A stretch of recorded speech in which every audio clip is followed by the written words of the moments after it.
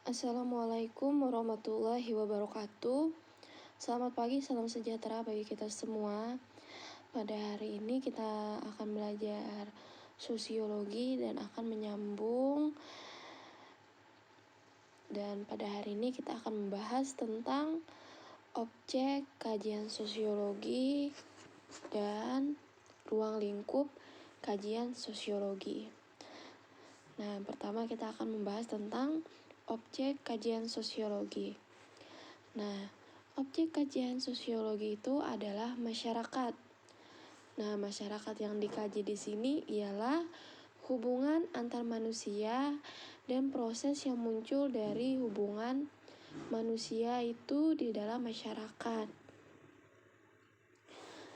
Nah, jadi apa sih masyarakat itu menurut para ahli? Yuk kita simak. Nah, pengertian masyarakat menurut para ahli. Yang pertama, Selo Sumarjan mengatakan bahwa masyarakat itu adalah orang-orang yang hidup bersama dan menghasilkan kebudayaan.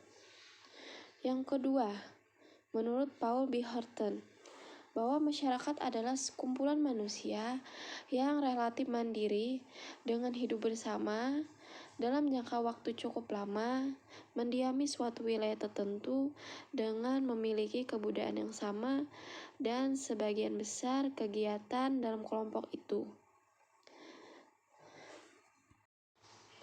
Nah, kebudayaan itu kan diartikan semua hasil karya, rasa, dan cipta manusia. Jadi di sini masyarakat itu bukan hanya hidup bersama, tetapi mereka juga berkumpul waktu yang lama di suatu wilayah tertentu dan menghasilkan kebudayaan-kebudayaan yang mereka ciptakan. Misalkan kalau di Indonesia itu kebudayaannya, salah satu kebudayaannya adalah menggunakan batik misalkan. Nah, itu merupakan hasil dari kebudayaan yang diciptakan oleh manusia. Selanjutnya, manusia senantiasa memiliki naluri yang kuat untuk hidup bersama dengan sesama di lingkungan sekitarnya. Ada hasrat tertentu disebabkan oleh dua faktor. Yang pertama, keinginan untuk menjadi satu dengan sesama atau di sekitarnya. Nah, yang kedua, keinginan untuk menjadi satu dengan lingkungan alam. Jadi intinya itu, yang pertama itu manusia itu ingin bersatu dengan sesama manusia. Yang kedua itu manusia itu ingin bersatu dengan alamnya. Nah, selanjutnya, menurut Ahmadi, masyarakat itu mempunyai syarat-syarat. Yang pertama, harus ada sekumpulan manusia atau sekelompok manusia. Yang kedua, memiliki tempat tinggal dan waktu yang lama. Yang ketiga, adanya aturan atau pedoman yang mengatur untuk mencapai tujuan bersama. Nah, di suatu masyarakat itu kan contohnya misalkan kita dengan tetangga kita itu dinamakan masyarakat. Nah, di situ kan otomatis kita pasti terkumpul kan, karena kita itu terdiri dari lingkungan atau tempat tinggal yang sama dalam waktu yang lama. Nah, di situ pasti ada aturan-aturannya. Kita tinggal di tempat itu pasti memiliki aturan. Misalkan suatu wilayah itu tidak memperbolehkan membuang sampah sembarangan, atau di wilayah itu misalkan setiap bulannya ada kerja bakti. Nah, itu tergantung pada wilayah tempat tinggal itu. Setiap lokasi pasti berbeda juga bagaimana aturan dan pedoman yang mengatur agar dapat mencapai tujuan hidup bersama. Nah, berdasarkan penjelasan di atas, para ahli memberikan batasan mengenai pengertian dan ciri masyarakat sebagai objek kajian sosiologi. Jadi masyarakat itu dikaji dengan berkaitan fenomena-fenomena yang terjadi di masyarakat atau dinamakan fenomena sosial. Nah, di sini ada mencakup beberapa unsur. Yang pertama, manusia hidup bersama atau berkelompok. Yang kedua, individu bersama dalam waktu yang lama, sehingga di sini komunikasi dan peraturan yang mengatur hubungan manusia itu dapat terjalin antar kelompok. Yang ketiga, setiap individu adalah satu kesatuan. Nah, di sini berarti bahwa adanya kesadaran dari setiap individu yang berpengaruh terhadap masyarakat. Yang keempat, masyarakat merupakan satu sistem hidup bersama.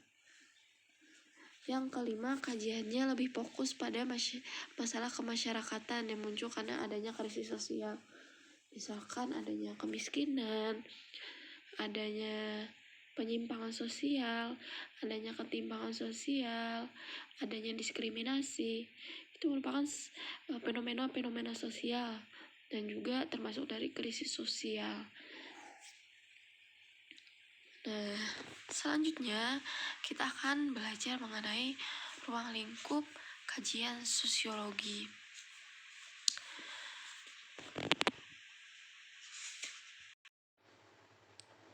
Ruang lingkup kajian sosiologi itu lebih luas dari ilmu sosial lainnya. Mengapa demikian? Karena ruang lingkup sosiologi itu mencakup semua interaksi sosial yang berlangsung antar individu dan individu, individu dengan kelompok, serta kelompok dan kelompok di lingkungan masyarakat. Nah, jadi di sini secara rinci ruang lingkup itu berdasarkan kajian sosiologi, yang pertama adalah ekonomi beserta kegiatan usahanya. Kegiatan tersebut mencakup produksi atau pembuatan, distribusi atau pengiriman, dan sumber-sumber kekayaan alam lainnya. Yang kedua, masalah manajemen, yaitu pihak-pihak yang membuat kajian berkaitan dengan apa yang dialami warganya. Nah, masalah manajemen ini kan maksudnya itu adalah bahwa suatu proses di mana seseorang itu atau sekelompok orang itu dapat mengatur segala sesuatu yang dilakukan oleh individu atau kelompok tersebut. Yang ketiga, persoalan sejarah. Di sini berhubungan dengan catatan kronologis, misalkan usaha kegiatan manusia beserta prestasi yang tercatat. Jadi misalnya satu orang nih, namanya Budi. Dia suka belajar, suka mempelajari sosiologi. Dan prestasi yang tercatat adalah misalkan memenangkan juara 1 olimpiade, atau misalkan memenangkan debat. Nah, itu merupakan salah satu persoalan sejarah di mana adanya hubungan dengan catatan kronologis. Nah, sampai di sini yang dapat Ibu sampaikan. Semoga kalian dapat memahami. Kalau ada yang kurang mengerti bisa ditanyakan.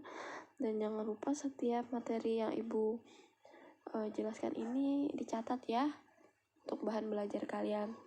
Terima kasih. Assalamualaikum warahmatullahi wabarakatuh.